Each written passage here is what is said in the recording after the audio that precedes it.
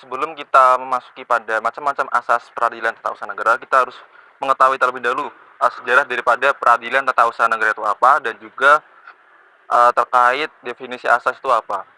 Tentunya, kehadiran peradilan tata usaha negara merupakan salah satu upaya untuk memperkuat konsep negara hukum di Indonesia sebagaimana ditegaskan dalam pasal 1 ayat 3 Undang-Undang Dasar 1945. Menurut Julius Tan, salah satu unsur negara hukum adalah adanya peradilan yang berwenang mengadili segala tindakan pemerintah. Setelah amandemen Undang-Undang 45, peran dan urgensi daripada peradilan tata usaha negara itu menurut pasal 24 ayat 2 Undang-Undang Dasar 45, dan petun itu pertama kali disahkan pada tahun 1986 di tengah rezim Orde Lama yang kemudian lebih condong untuk membatasi kontrol daripada pengawasan terhadap pemerintah. Hal ini terlihat ketatnya pembatasan yang diberlakukan terhadap kewenangan daripada peradilan tata usaha itu sendiri.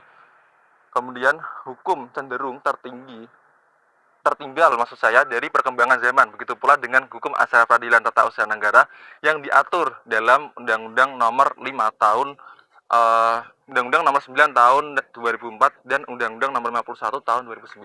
Selain itu, kewenangan peradilan tata usaha negara diperluas dengan adanya Undang-Undang Nomor 30 tahun 2014. Untuk memahami hukum acara di peradilan ini dengan baik diperlukan penguasaan terhadap asas-asas terutama dan hukum acara. Paul Scholten mengatakan bahwasanya asas-asas hukum sebagai pemikiran dasar yang ada baik dalam sistem hukum termasuk perundang-undangan ataupun putusan hakim. Sementara itu, Harry Campbell Black mendefinisikan asas sebagai doktrin atau tolak ukur hukum sebagai aturan yang komprehensif yang menjadi dasar bagi aturan lainnya serta sekumpulan aturan yang kemudian mengatur prosedur dan tindakan dan penetapan hukum.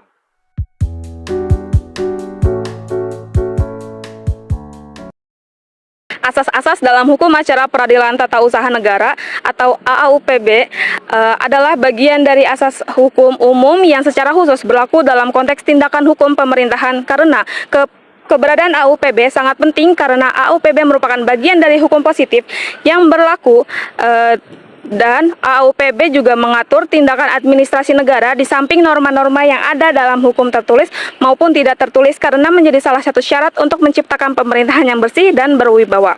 Dalam pasal 10 ayat 1 mencantumkan 8 asas AAUPB yaitu kepastian hukum, kemanfaatan, ketidakberpihakan, kecermatan, tidak menyalahkan kewenangan, keterbukaan, kepentingan umum, dan pelayanan yang baik.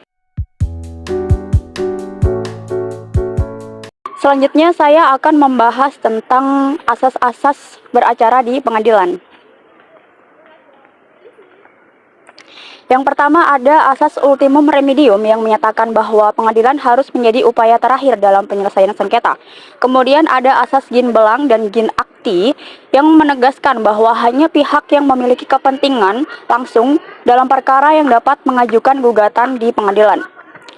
Kedua asas ini memastikan bahwa pengadilan digunakan secara efisien dan hanya oleh pihak yang benar-benar berpengaruh oleh sengketa. Selanjutnya ada asas-asas terkait dengan penyelesaian pokok sengketa. Yang pertama, asas praduga keabsahan rehmatik menyatakan bahwa tindakan penguasa dianggap sah hingga dibatalkan. Yang kedua, asas pembuktian bebas memberi wewenang kepada hakim untuk menentukan apa yang harus dibuktikan, beban pembuktian, dan penilaian bukti.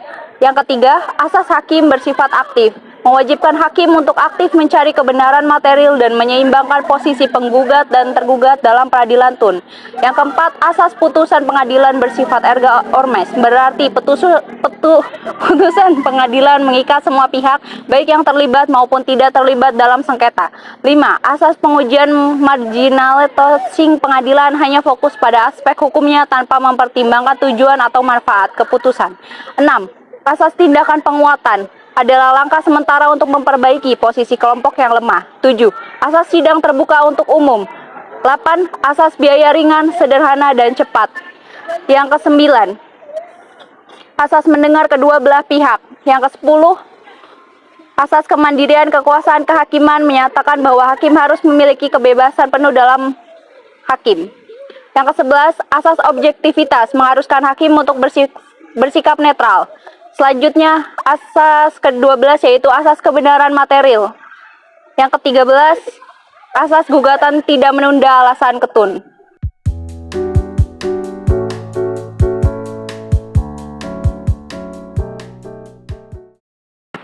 Selanjutnya, saya akan menjelaskan mengenai kesimpulan dari materi yang telah kami jabarkan, di mana perkembangan AUPB di Indonesia dimulai dari konsep tidak tertulis menjadi norma hukum tertulis melalui evolusi peraturan penerapan di hukum.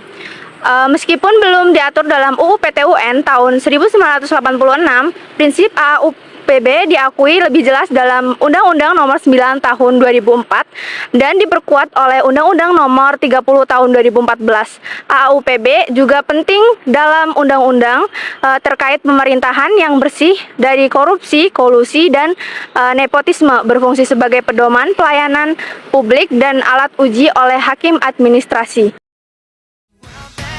Baby, bye, bye, bye. Bye, bye. Don't wanna be a fool for you. Just another player in you.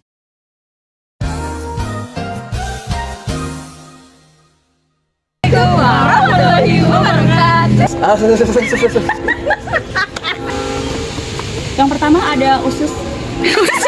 Kenapa? Ini